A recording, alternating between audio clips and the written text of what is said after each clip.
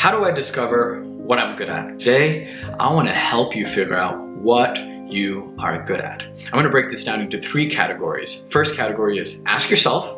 Category 2 is ask your friends and family. And category 3 is take an assessment. So category number 1, ask yourself. Number 1, describe yourself in 3 phrases. Without giving much thought to it, what's your initial response? And write down these 3 phrases that come to your mind. Number 2, how would your friends describe you?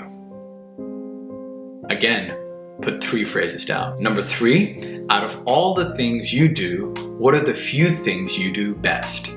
This is the question of not what you're only good at, but what are you great at? Sometimes I like to ask people the question, what could you be the world's greatest at, not the world's goodest at? Number 4, what are activities that come natural to you?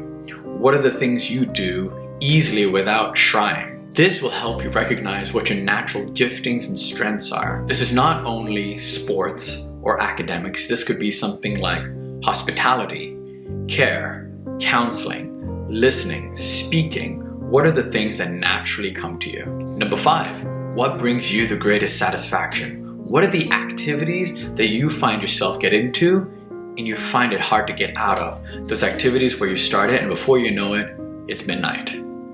These are the activities you need to keep a lookout for. Number 7, what do people come to you for? What are you known for in your community?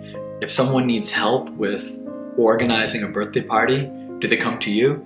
If someone needs help with a car, do they come to you? If someone needs help confronting something, do they come to you?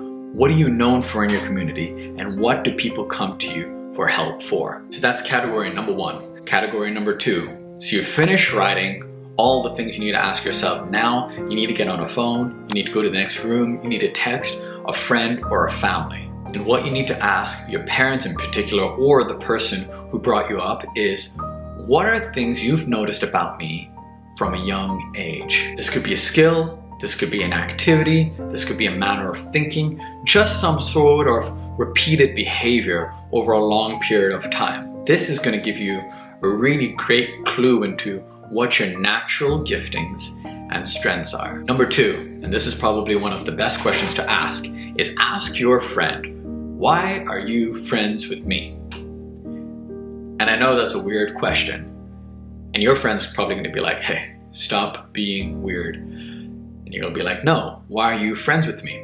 And they may reply back, well, you know, you're a nice person. We get along really well. We enjoy playing this sport together. We go to the same school together. It's like, okay, great. You've defined a friend. Why are you friends with me over anybody else? And here's the thing. You need to not let them get away with it. Embrace the silence and the awkwardness. Keep asking, why are you friends with me? And eventually, they'll come to some sort of answer like, well, you know what, Jennifer? Ever since I once watched you tip the waiter this amount and notice how generous you are, not only with your money and your time, I just knew I wanted to be around someone like you more. It could be something like that, or it could be something totally else that's completely unique to you. So, category 1, ask yourself, write on a pen and paper all those questions and answer them. Category 2, ask your friends and your family, call, text, email, DM, do whatever you gotta do. And category 3, do an assessment.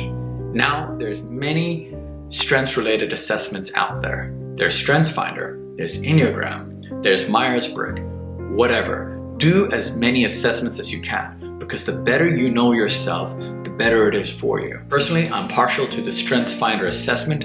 I'm a certified coach in StrengthsFinder, and it was the assessment that truly transformed how I saw myself and helped me to operate in my strengths. I remember when I first did the StrengthsFinder assessment, it unlocked something in my mind and helped me realize what I'm naturally gifted at. And once I realized what I was naturally gifted at through this assessment, I just started doing a whole lot more for it. So the StrengthsFinder assessment has personally been a game changer for me. But again, do whatever assessment that you have access to. But here is the caveat.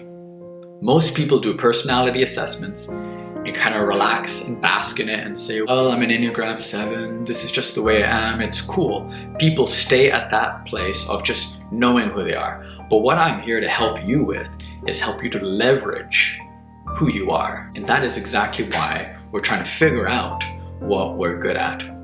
We're not figuring out what we're good at just for the means of self-discovery. No, it's for the purposes of leveraging what we're good at and doing a whole lot more. In a previous video, I spoke about why living from your strengths rather than your weaknesses is so important. Number one, it's effective. Number two, it's efficient. And number three, it's enjoyable. In short, when you discover what you're good at and start leveraging it, investing your time, your energy, your resources into it, you're gonna find that your highest chances of success come from focusing on your strengths. So, in summary, 3 categories to know what you're good at. Ask yourself, ask your friends, and do an assessment. I hope that was helpful, and if you'd like to see more content like this, feel free to like, subscribe, and share. And hey, if you want to discover more about the Call of God on your life, feel free to check out my free masterclass below. Until next time.